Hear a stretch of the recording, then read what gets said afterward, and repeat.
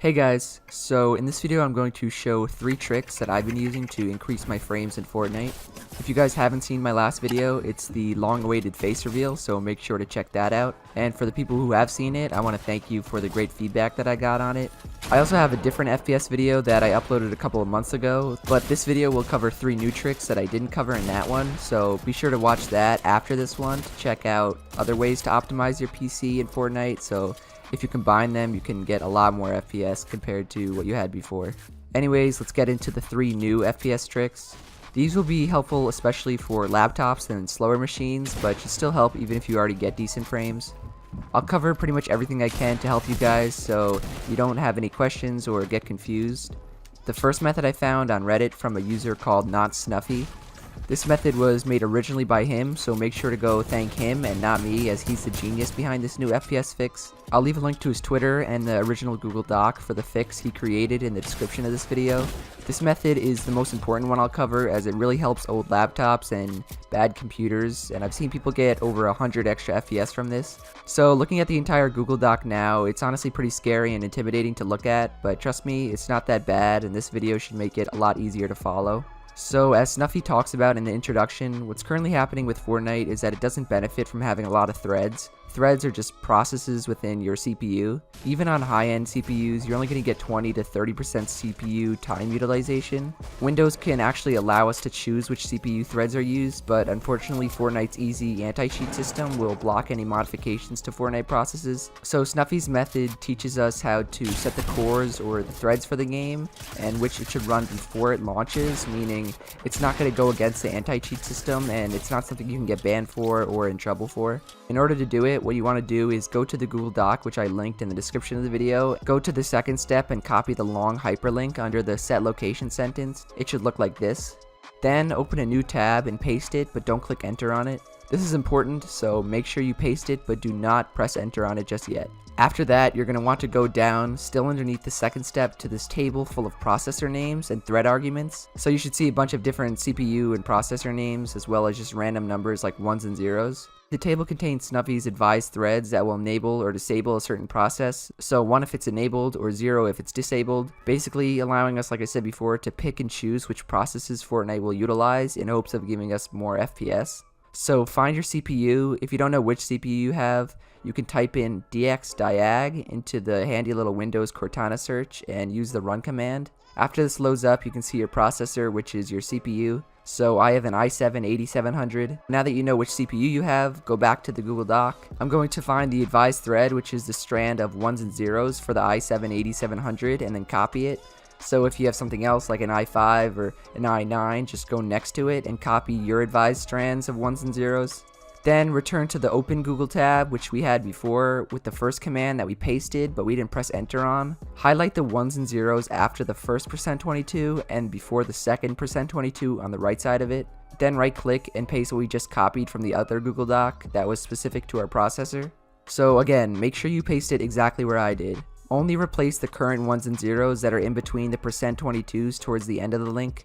Do not remove anything else. All we're doing here is replacing the current thread with the one we'll need for our unique computer. Then go and check which drive you have Fortnite saved onto. So for most people, it's on their C drive, which is what the C at the end of the link stands for. If you're not sure, just pull up your files, then go down to this PC and the devices and drives. I only have one disk, so I know it's on my C drive from the little C we see here, but you may have it on your HDD or your system reserved or some other drive. Just click on each drive and you'll see either Epic Games or Fortnite file within there, within the program files. If it is on another disk, just replace the C at the end of the link between the other set of %22s with whatever disk it's on, and it will have a different letter for each different disk or drive. There could be like an M or an E, and it will be in the same spot as the C is on my local disk. Finally, we can hit enter, and then this screen should come up. There are links to Snuffy Stuff, who's the genius behind this method, but we want to go to the bottom and copy the command that says use this as target section of the shortcut. So copy starting from the command.exe all the way over to the end. Now go over to your desktop, right click on it, then go to new and shortcut. This prompt will come up, and then just paste the command you just copied and name it Fortnite. The last step is to close Fortnite in the Epic Games Launcher if you have it open or running, which you can do by just going to the little arrow next to your time and then right clicking and closing it. To be sure it's closed, you can also just go to your task manager by clicking Ctrl-Alt-Delete or whichever other way you computer whizzes like, and then end the task for Fortnite or Epic Games. But if you actually close them the first time, then they shouldn't be running. Now you'll use the new shortcut that we just made to launch Fortnite, so every time you play, use this shortcut so your game will boot up and run with your processor utilized from Snuffy's method. If Epic Games Launcher starts up when your PC boots up, which is only if you turn your PC on and off instead of leaving it on sleep mode, make sure you turn off Epic Games Launcher from starting when your PC restarts. So just type in startup in your Windows search and then uncheck the Epic Games Launcher so it doesn't automatically begin on startup. Now every time you want to play Fortnite, again, use the shortcut and launch Fortnite through that. Don't go through Epic Games Launcher and don't press on the Fortnite icon you might have on your home screen. Just use the shortcut and you'll get much better FPS. As I said before, I've seen a ton of people on Twitter saying it gave them upwards of 100 or 150 FPS, and this should be extremely useful for lower tier and not as good computers or PCs.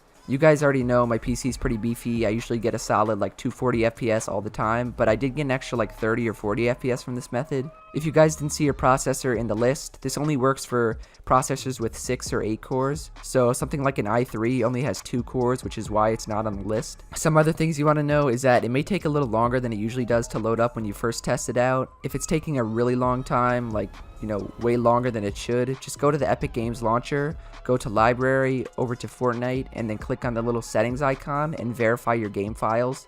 After that, make sure to close out of the launcher again and then boot up through the shortcut, and it should launch up much faster and pretty much as fast as Fortnite usually does. The last thing is that if you notice you're getting worse FPS or not too much of a difference, which really should never happen, all you have to do is just delete the shortcut and then launch Fortnite through the Epic Games Launcher like you normally would. So no harm done or anything changed on your computer, you'll just use and boot up Fortnite normally instead of through this new shortcut trick. For the next trick, we'll be looking at the 3D settings within NVIDIA Control Panel. To get there, just right click on your desktop and click on NVIDIA Control Panel. Up towards the top, click on Adjust Image Settings with Preview. Then click on Use My Preference Emphasizing and Emphasize Performance, as we want more frames in Fortnite, so we want the PC to emphasize performance over quality. Next, go to Manage 3D Settings, which is also under the 3D Settings Options tab. So the settings that I'm going to show you, I got from Liquid Chap, and will do close to what we just did before. They'll help emphasize your performance and getting more frames over looking good. Filtering off, FXA off, gamma correction on, anti-aliasing mode off. Fast. Okay, go ahead. Anti-aliasing mode off. CUDA GPU all, DSR factors off. Maximum pre-rendered frames 1. Multi-frame sampling AAA off. OpenGL rendering auto select. Power management mode, prefer maximum performance. Preferred refresh, highest available. Shader cache on, texture filtering on. The other one, wait, it allow. Hold on, it moved me. Wait, shader cache on, texture filtering on. And then allow. Then the filter quality on high performance, and then on, off, 1. So threaded optimization on, off, 1. So if you guys didn't catch all those, make sure to go back and watch again. I have the same settings, so I'll show them on my screen now, but I don't want to take up all your time going over each and every one of them, as I think Chap did a better job than I could. If you want me to explain a certain setting, just leave a comment and I'll explain what it does, but these settings should give you an extra like 10 to 30 FPS, maybe more if your settings were really screwed up, but this should be more of a minor FPS boost compared to the first trick. What's great about the 3D settings is that in the bottom there's a restore button, so if you want to revert any changes, you can just click that button. But the settings that I showed should be the most optimal NVIDIA settings for Fortnite, your PC, and your monitor. The third trick will again be on our PC, and it's a process called defragment. So to defrag your disks, you want to search defragment into the Windows search and click on the Defragment and Optimize Drives program. By default, the C drive is selected, and you can press Optimize to manually begin the defragment process. So when you click on Optimize, it will analyze and defrag at the same time. You can also stop the defrag process at any time, as this may take a while, especially if your PC is full of junk. After the stop button goes away, that means that the defragment process is over, so you can just use your PC as normal again. What defragmentation does is it rearranges the fragments of data on your PC and restores them into fewer fragments or into a whole file. Defragmentation will reduce access time and will allow storage to be used more efficiently, so it basically makes your PC run smoother and quicker. If you haven't noticed, pretty much all these tricks have to do with boosting your PC's performance instead of targeting just Fortnite. This is because the majority of you guys have a bunch of crap on your PC and it just slows Fortnite down and makes your PC run worse. You could have the same exact specs as someone else, but if they're constantly updating and keeping their PCs and everything else clean and free, they'll get much better performance and FPS than you if you just download a bunch of stuff and forget about it. Overall, if you follow these tricks, you should definitely see improvement in your Fortnite FPS, especially if you're on a laptop or a low-end machine. If you experience any trouble, leave a comment and I'll be sure to get back to you, but just realize all these steps are revertible and none of them can damage or hurt your machine in any way.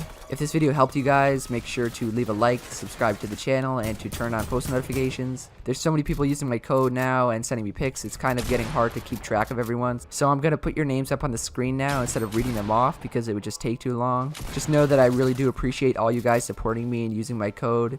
Keep sending me pictures of you guys using code Jarian, as I'll never stop thanking you guys at the end of videos. It just means I won't be able to read them off every time. Otherwise, that's it from me, and I will see you guys in the next one. Later.